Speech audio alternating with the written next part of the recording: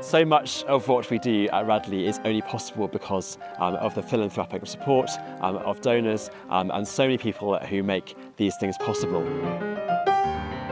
One of the wonderful things about music at Radley, and indeed Radley College as a whole, is we work so hard to make these opportunities available to so many, regardless of their financial situation. Partnerships is something which is hugely important to us and a huge part of what we do musically at Radley. That could be something really exciting and huge, like the Mighty Orchestra project, which is going off later this summer to perform at the National Festival of Music for Youth in Birmingham Symphony Hall. The boys here have been instrumental in making that happen, leading cluster groups, leading sectionals, and then playing side by side with the pupils they've been teaching and coaching over the last few months. That's an amazing experience for our pupils, it's an amazing experience for all of the children involved.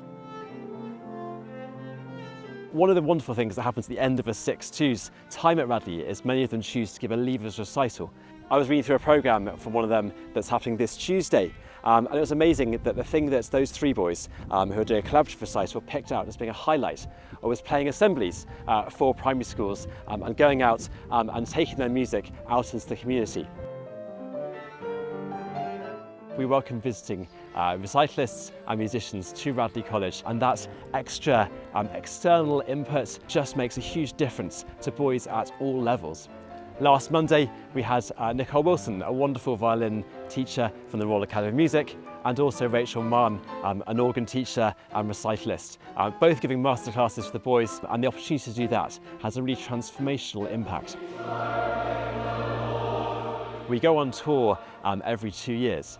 It's such an important part of a boy's experience here. The chance to spend a few days abroad just with their friends, just making music. They come back transformed individually but also as a team, and that feeds into music throughout the next 2 years. So many boys, some of our musicians are only able to do that because of financial support, and we are so grateful that that is able to happen.